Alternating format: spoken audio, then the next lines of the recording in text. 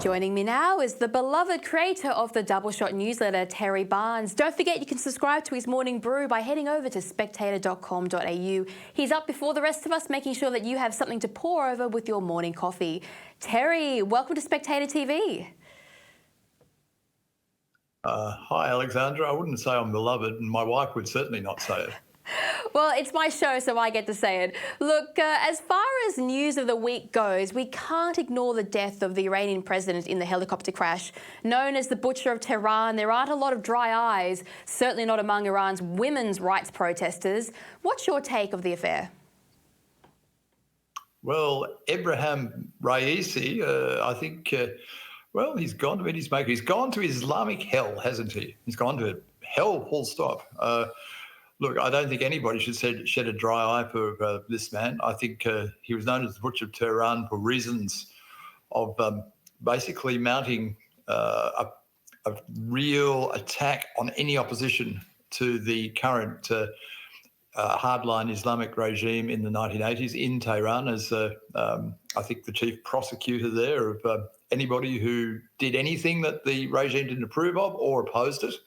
Even if that meant reading an opposition newspaper, apparently, you got strung up at the end of a crane. And certainly I think in terms of the tens of thousands of people who died then, in terms of the fact that he's risen up through the ranks to the presidency of Iran and effectively as president was obviously central to Iran as a player in terms of Middle Eastern terrorism, instability, Islamist fanaticism, and certainly I think that hardline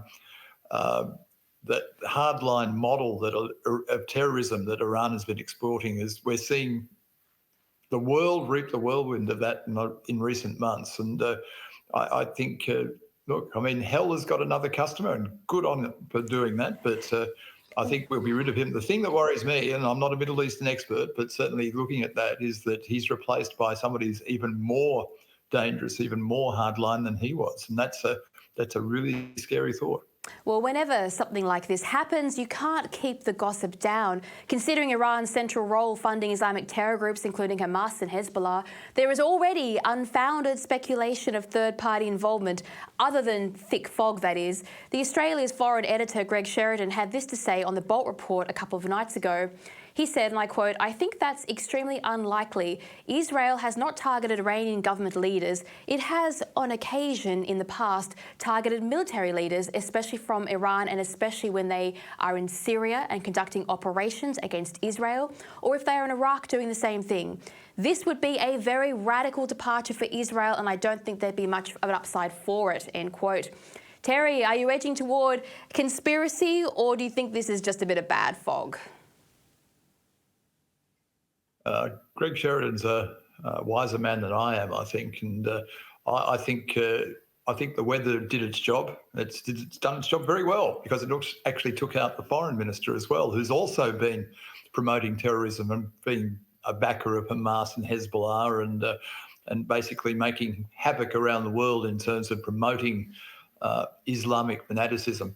But Greg Sheridan's right. I mean, I don't see it's in Israel's interest to stir the possum too much in terms of Iran at the moment. I mean, yes, they have taken out, as I think he pointed out in his piece in The Australian, military leaders, but that's one thing. Of taking out political leaders, particularly when things are so unstable and so volatile, is probably not a wise tactic. So I think... put it this way, I think God has spoken. I think God has reached down, or Allah has reached down and taken this infidel, this absolute traducer of what is good Islam, as well as good, well, basically a moral, decent, upright person, and sending him to where he belongs. And long may he stay there. In fact, all eternity, if God has his way. Yeah, well, I'm leaning toward bad fog and dodgy old helicopters from the 70s. But moving on, you wanted to have a chat about my recent piece, which was titled "We're Not Multicultural, We Have One Culture, the Australian Culture." It was written out of sheer frustration directed at those who continually devalue, insult, slander or deny Australian culture. Did you want to agree with me, Terry, or pick fault? Well, I noticed that Judith Sloan in this week's Spectator magazine agreed with you. Oh. I do agree with you, but I would look at it in a different way. And I'd actually look at what Peter Dutton said in his budget address and reply last week in a different way. I mean, Mr. Dutton talked about reducing migrant numbers, whereas I would actually look at the quality of migration in the sense that um, the thing about your piece is you talked about the successes of Australia in terms of all coming together, if you like, the great big melting pot. Really go back to the 1970s when Al Grasby, the then immigration minister, and Whitlam set in train what we now know as multiculturalism in the way that we know it. I think things started to break down. And even Gough Whitlam, I think, was an old-fashioned assimilationist. But I am an old-fashioned assimilationist too. And that was not my criticism of your article, but I think it's where it could have gone. I think we need to actually say to those who want to live here, want to settle here, want to actually practice their cultures and their religions here, that Australia is a pluralistic democratic society with a Western tradition, a Judeo-Christian Western tradition, in fact, and that they have to actually get with the program. They have to accept that. They can't sort of say, well, look, I'm going to be myself. I'm going to live the way I always want to live, the way my family lived, the way my ancestors have lived. It doesn't matter where they come from in the world. I mean, the other thing about that is they must park their old world prejudices, their old world hatreds behind them. If they don't do that, if they bring them here, if they import them here, they propagate them here, as we've seen with some of the fanaticist Islamic preachers in recent months. But we're not just talking about Islam, and we're not just talking about Muslims. We're talking about people from all over the world and coming with their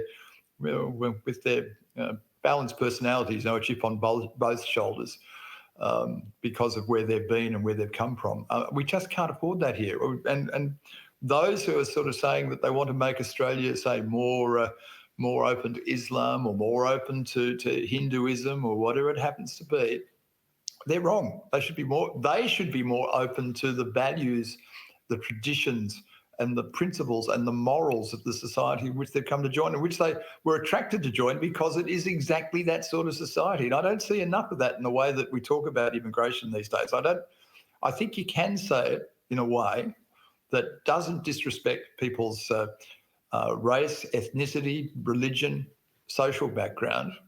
But I think it's fair to say that you can keep those, you can retain those, you can cherish those, you can actually share and pass those on to your children. But just remember that you're living now in a country that you adopted and wants to adopt you, but you need to actually give as well as take.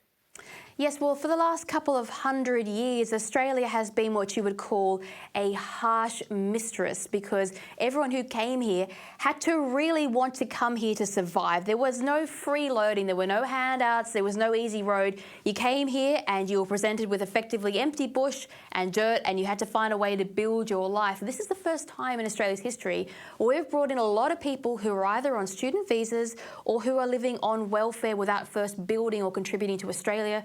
And I think that is part of the frustration with migrants who came here earlier and who did work hard or were fully funded and had jobs. They're not happy either with the way that we have changed how we bring in migrants, because they're now having to compete with people who did not have to jump through the same hoops or show the same allegiances that previous waves of migration did. But Terry, finally, perhaps the biggest news of the week, which came in late last night, was that of Klaus Schwab, the Bond villain-style executive chairman of the World Economic Forum, the eat the bugs guy. He has announced his decision to step down. Good news, bad news? Are you indifferent?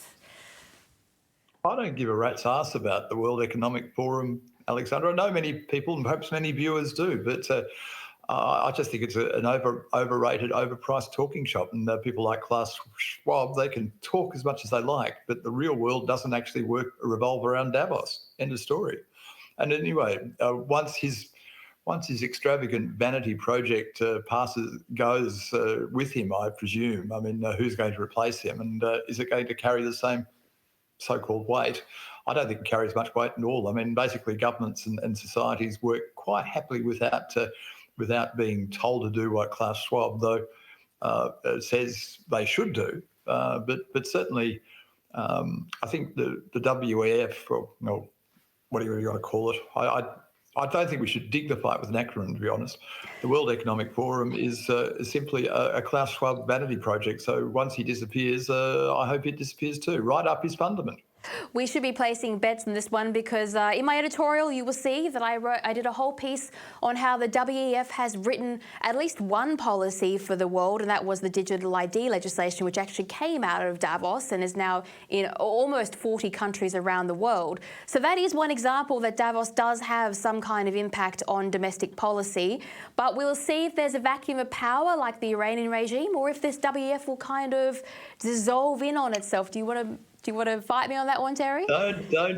Don't dignify them with so much importance, Alexandra. I just think they're a bunch of wankers in a technical sense. That's a technical term, folks. And certainly, if they want to go up and have an onanistic orgy once a year in Davos, that's their business. I don't really think it matters much to us. In terms of digital ID, I think that's bad policy anyway, and whether it's endorsed by the World Economic Forum or not, endorsed by Klaus Schwab or not, I think people are seeing through it, and I think governments will come to their senses. It may take a little while, but they'll come to their senses.